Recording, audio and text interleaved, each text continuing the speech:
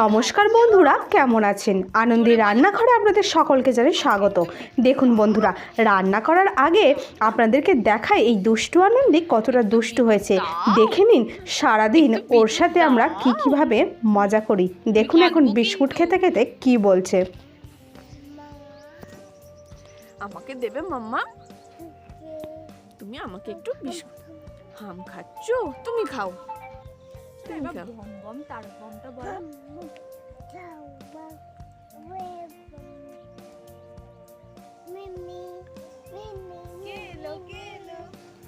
দেখলেন তো বন্ধুরা, মিমিয়ার সাথে আনন্দি কত খুশি হয়ে গেল। আর বুকটা ভরে যাবে বলে দাও।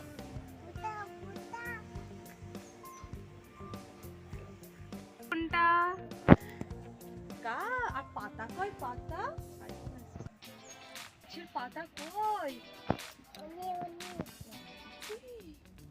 তুমি দেখাও, গাছের পাতাটা দেখাও।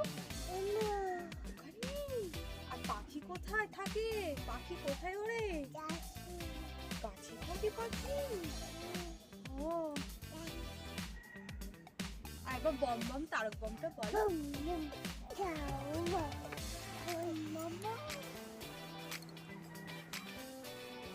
দেখলেন তো বন্ধুরা, আনন্দি কত কি শিখে গেছে, এমনকি সে ভোলা বাবার গানও শিখে গেছে। তাই একটু আনন্দিকে নিয়ে আমরা খুব এখন খুশিতেই আছি। তো বেশ মজার সাথেই দিনগুলো কেটে যাচ্ছে। দেখুন বন্ধুরা, আনন্দিকে নিয়ে একটু আমাদের বাড়ির বাইরেটা বেরিয়েছি, আর সে এখন বিস্কুট খেতে খেতে কত খুশি না, আর কত তোতা পাখির মতো কথা বলতে শিখে গেছে।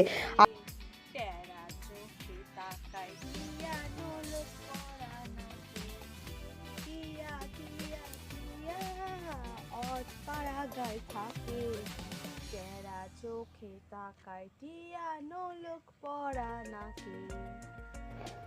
সে আবার এখন গানের সাথে নাচতেও শিখে গেছে, আবার সেও এখন গানও করতে শিখে গেছে। দেখুন বন্ধুরা,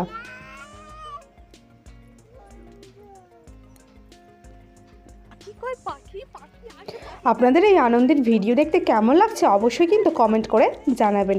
চলুন এবার আমরা চলে যাই একটা রেসিপির মূল পর্ব। আজকে আমরা একটা মজাদার জিনিস বানাবো। তার জন্য দেখুন বন্ধুরা, এখানে আমি একটা বটিতে করে লঙ্কাগুলো খুব কুচি কুচি করে কেটে নিয়েছি। তারপর এখানে কাটবো পেঁয়াজ। কি বানাবো বলুন তো বন্ধুরা?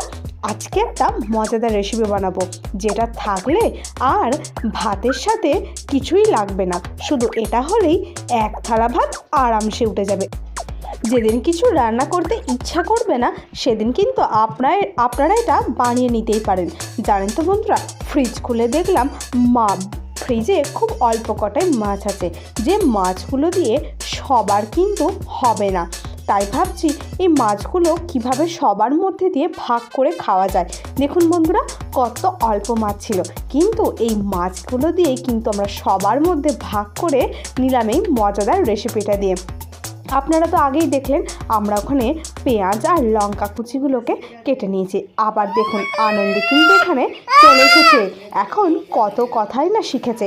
আমাদের তো বেশ ভালোই লাগছে কথাগুলো শুনতে, ভাবলাম আপনাদের সাথে একটু শেয়ার করি।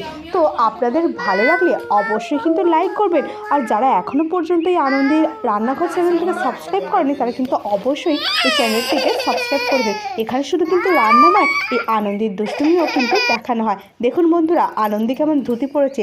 সে নাকি কার্তিক দাদা দেখেছে, মানে সে মিমির বাড়ি থেকে আসার সময় দেখেছে কার্তিক ঠাকুরগুলোকে, তারা নাকি ধুতি পরে আছে, তাদের দেখে সেও এই ধুতি পরবে। দেখুন ধুতি পরে কেমন দুষ্টুমি করছে।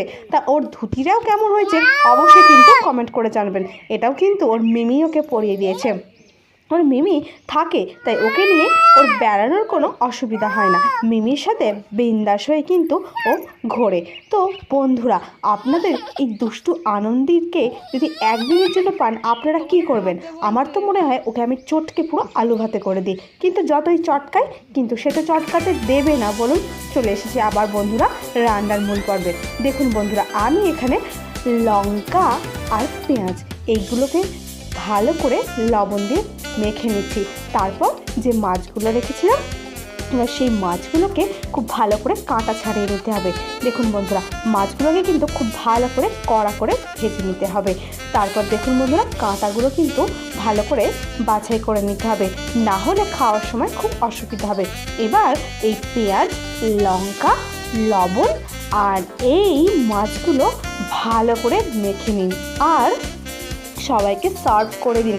এই অল্প মাছ সবার মধ্যে ভাগ করে খাওয়ার যে কী মজাটাই না আমরা সেদিনকে করেছিলাম বাড়ির সবাই মিলে, তো আপনাদেরকে বলে বোঝানো যাবে না।